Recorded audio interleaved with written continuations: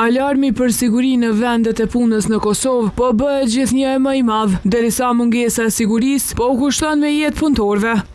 Në Veternik, një 49 vjeçar ka humbur jetën në vendin e punës, pasi ra nga ndërtesa e cila ndodhet prapa meje. Ndërkaq ekipet mjekësore kanë konstatuar vdekjen e tij në vendin e ngjarjes, kurse policia, prokuroria dhe inspektoriati i punës kanë dalë në vendin e ngjarjes për të zbardhur rrethanat e rastit. Ngjarja ndodhi rreth orës 10. Viktima nuk arriti të përballonte plagëve të marra, të cilat rezultuan me fatalitet. Viktima mashkull 49 vjeçar nuk arritur të përballoj plagët dhe i njëjti në vendin e ngjarjes ka ndëruar jetë. Vdekjen e viktimës e ka konstatuar ekipi mjekësor në vend ngjarje.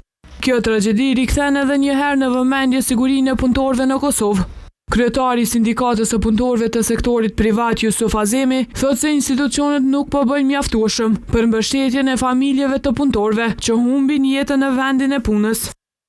Rasti alem ajron është sepse këta punëtorë të cilët po vdesin në moment kur po themi po përcillet për në botën tjetër, asnjë institucion shtetëror nuk po merr ndonjë obligim që spaku këta familjarë çështjen sociale mos ta kenë edhe një barë më të madhe përpas ata që e kanë si muzi po them të përhershme. Sindikata thotë se alarmi po bie vazhdimisht, ndërsa vetëm këtë vit, sipas të dhënave të saj, 19 punëtorë kanë humbur jetën në vendin e punës.